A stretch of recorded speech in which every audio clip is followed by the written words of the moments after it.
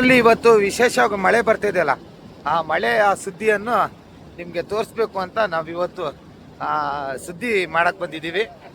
ಎಲ್ಲರೂ ಇವತ್ತಿನ ಸುದ್ದಿ ನೋಡಬೇಕು, ಲೈಕ್ ಮಾಡಬೇಕು, ಕಮೆಂಟ್ಸ್ ಮಾಡಬೇಕು. ನೀವುಗಳು ನಮ್ಗೆ ಫಾಲೋ ಮಾಡ್ಬೇಕು. ಯಾಕಂದ್ರೆ ನಮ್ಮ ಸಾಗರದವರು ಬೆಳೆಸೋದ್ರಲ್ಲ ಸ್ವಲ್ಪ ಕಮ್ಮಿ ಅಂತ ನಂಗೆ ಅನ್ಸತ್ತೆ ಅಲ್ವಾ. ಸ್ವಲ್ಪ ಸಪೋರ್ಟ್ ಮಾಡ್ಬೇಕ್ರಿ. ನಾವು ಕಷ್ಟಪಟ್ಟು ನೋಡ್ರಿ ಆಟೋ ಮಾಡ್ಕೊಂಡ್ ಬಂದಿದ್ದೀವಿ. ಈಗ ಆ ಆಟೋ ಡ್ರೈವರ್ ನೋಡಿದ್ರೆ ನಮ್ ಬಿಡದೆ ಬಿಟ್ಟಿದ್ದಾನೆ. ಹೋಗೋಣ ಅಂತ ಒಂದು 600-700 ರೂಪಾಯಿ ಬಾಡಿಗೆ ಆಗತ್ತೆ. ನಾವು ಯಾಕೆ ವಿಡಿಯೋ ಮಾಡೋದು ಹೇಳ್ರಿ? ನೀವು ಚೆನ್ನಾಗಿ ನೀವು ನೋಡಬೇಕು, ನಮ್ಮವ್ರು ದೂರದಲ್ಲಿರೋರೆಲ್ಲ ಆನಂದಿಸ್ಬೇಕು ಅನ್ನೋದೇ ನಮ್ಮ ಸಂತೋಷ. ಮತ್ತೇನು ಉದ್ದೇಶ ಇಲ್ಲ ಇದ್ರೊಳಗೆ. ಹಾಗಾಗಿ ನಮ್ಮ ಚಾನಲ್ನ ಫಾಲೋ ಮಾಡಿ, ಸಪೋರ್ಟ್ ಮಾಡಿ ಅಂತ ಹೇಳ್ತಾ ಮುಂದಿನ ದೃಶ್ಯ ನೋಡ್ಬೋದು. ನೀವು ಧುಮುಕ್ಕಿ ಹರಿಯುತ್ತಿರುವ ವರದೆ. ಇದು ಬಸವನಹಳ್ಳಿಯ ದೃಶ್ಯ. ಯಾವ ರೀತಿ ಇದೆ ನೋಡ್ರಿ. 1-2 ತಿಂಗಳ ಹಿಂದೆ ಇದೇ ಬಸವನಹಳ್ಳಿಯಲ್ಲಿ ಖಾಲಿ ಬರಡು ಭೂಮಿ ಆಗಿತ್ತು. ಈಗ 1-2 ತಿಂಗಳ ನಂತರ ನಮ್ಮ ಬಸವನಹಳ್ಳಿಯ ಈ ಒಂದು ಏನಂತಾರೆ, ರಮ್ಯ ಮನೋಹರ ದೃಶ್ಯ ಅಂತಾರೆ ಇದಕ್ಕೆ. ಈ ದೃಶ್ಯನ ಇಲ್ಲಿ ಲೋಕಲ್ ಇರೋರು ಬಂದು ನೋಡಿದ್ರೆ ತುಂಬ ಖುಷಿ ಆಗತ್ತೆ. ಹಾಗೆ ಮುಂದೋಗೋಣ. ಇದು ಪ್ರಪಂಚದ ಅತಿ ಉದ್ದ ಸೇತುವೆ ಮತ್ತೆ ಬ್ರಿಡ್ಜು ಮತ್ತೆ ಡ್ಯಾಮು ಅಂತಾರೆ. ಇದಕ್ಕೆ 62 ಬಾಗಿಲಿದೆ. ನೋಡ್ಬೋದು. ಈಗ ನಾನು ಒಳಗೆ ಹೋಗ್ತಾ ಇದ್ದೀನಿ. ಒಳಗೆ ಹೋಗ್ತಾ ಇರುವಂಥ ದೃಶ್ಯ ಇದು. ಡೆವಲಪ್ ಮಾಡ್ಬೋದಿತ್ತು ನಮ್ಮ ಶಾಸಕರಲ್ಲ. ಯಾರು ಬಂದವರು ಅಷ್ಟು ಇದು ಮಾಡ್ತಾಯಿಲ್ಲ. ಕಾಗೋಡು ತಿಮ್ಮಪ್ಪ ಅಂತಹ ರಾಜಕಾರಣಿ ಇದರ ಬಗ್ಗೆ ಇದ್ದ ಕಾಳಜಿ ಈಗಿನ ಶಾಸಕರಿಗಿಲ್ಲ. ಸ್ವಲ್ಪ ಹೂಳೆತ್ತಿ ಮತ್ತು ಇದ್ರ ಬಳಕೆ ಮಾಡ್ಕೊಬೋದಿತ್ತು. ನೋಡ್ರಿ ಎಷ್ಟು ಸುಂದರವಾದಂತಹ ಈ ಒಂದು ಅದ್ಭುತ ದೃಶ್ಯ. ಲೈವ್ ಸಾಗರ KF15ನಲ್ಲಿ ನೀವು ಹೀಗೆ ನಮ್ಮ ದೃಶ್ಯಗಳನ್ನು ನೋಡ್ತಾ ಇರಿ.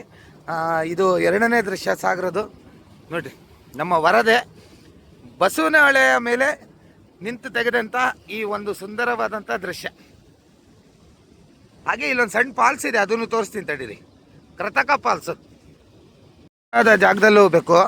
ಇಲ್ಲಿ ಅಂದರೆ ಈ ಬಸವನಹಳ್ಳಿಯ ನೀರು ಹರಿತಿರುವ ಸ್ಥಳ ಧುಮ್ಮಿಕ್ಕಿ ಕೆಳಗೆ ಬೀಳ್ತಾ ಇರೋಂಥ ಈ ದೃಶ್ಯ ನೋಡಿ ಈಗ ಹೇಗಿದೆ ಅಂತ. ನೋಡಿ ಹೇಗಿದೆ ಅಂತ. ಅಲ್ಟಿಮೇಟ್ ಆಗಿದೆ. ಯಾರು ಬರಬೇಡಿ. ಮತ್ತೆ ಮಳ್ಳರಿತ ನೋಡ್ಬೋದು. ಈ ದೃಶ್ಯ ಅದ್ಭುತ ಆದಂಥ ದೃಶ್ಯ. ಈ ದೃಶ್ಯ ಲೈವ್ ಸಾಗರ KF15ನಲ್ಲಿ ಮಾತ್ರ ಸಿಗತ್ತೆ.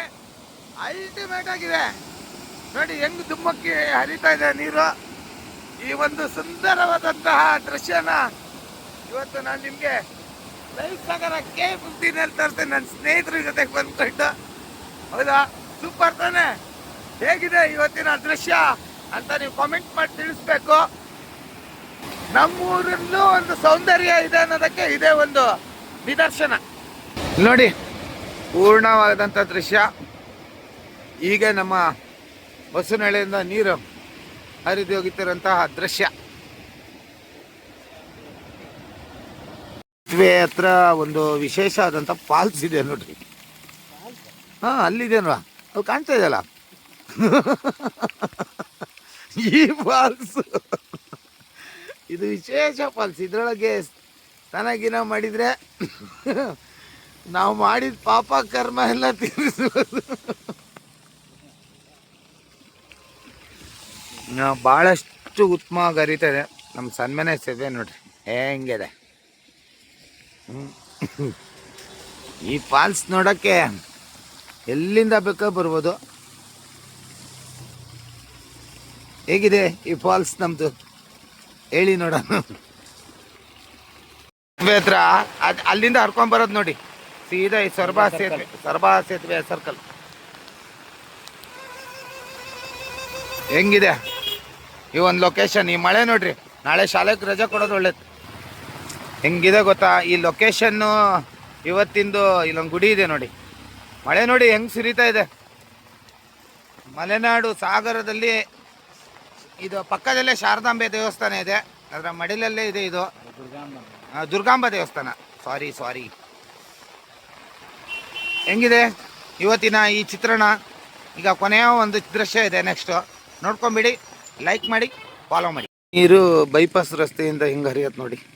ಏನು ವಿಚಾರ ಗೊತ್ತಾ, ಈ ಜಾಗನೆಲ್ಲ ಕಬಳಿಸಿ ಬಿಟ್ಟಿದ್ದಾರೆ. ಇದು ದೊಡ್ಡ ಹೊಳೆ, ಇದು ಎಲ್ಲ ಭೂಗಳ್ರ ಪಾಲಾಗ್ಬಿಟ್ಟಿದೆ. ಇದು ಒತ್ತುವರಿ ಮಾಡ್ತಾರಾ ಹೊಳೆ. ಈಗ ಸಣ್ಣ ಚಾನಲ್ ಥರ ಆಗ್ಬಿಡತ್ತೆ. ಎಷ್ಟು ಚೆನ್ನಾಗಿದೆ ಅಲ್ವಾ ಈ ಒಂದು ವಾತಾವರಣ. ಇದು ಬೈಪಾಸ್ ರಸ್ತೆ, ಸಾಗರ ಇಂಡಸ್ಟ್ರಿಯಲ್ ಏರಿಯಾ ಹಾಗೂ ಗಾರ್ಮೆಂಟ್ಸ್ ಹತ್ರ ಹರಿತಾ ಇರುವಂಥ ದೃಶ್ಯ. ಕೊಕ್ಕರೆ ನೋಡಿ ಎಷ್ಟು ಚೆನ್ನಾಗಿದೆ, ಬೇಟೆಗಾಗಿ ಸಿದ್ಧವಾಗಿದೆ.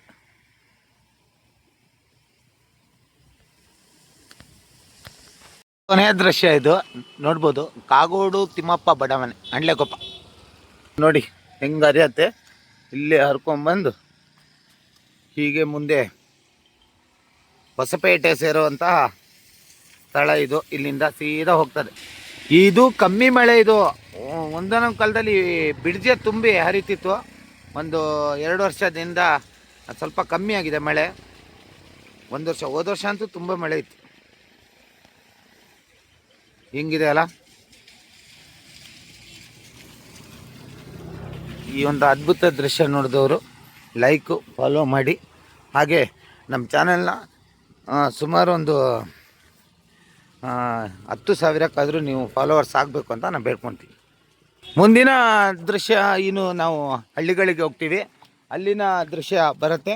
ನಿಮ್ಮ ಸಹಕಾರ ಇರಲಿ ಅಂತ ಕೇಳ್ಕೊತ ನಮ್ಮ ಚಾನಲ್ನ ಶೇರ್ ಮಾಡಿ, ಫಾಲೋ ಮಾಡಿ, ಸಬ್ಸ್ಕ್ರೈಬ್ ಮಾಡಿ ಯೂಟ್ಯೂಬಲ್ಲಿ ಎಲ್ಲ ಕಡೆ. ಓಕೆ, ಧನ್ಯವಾದಗಳು.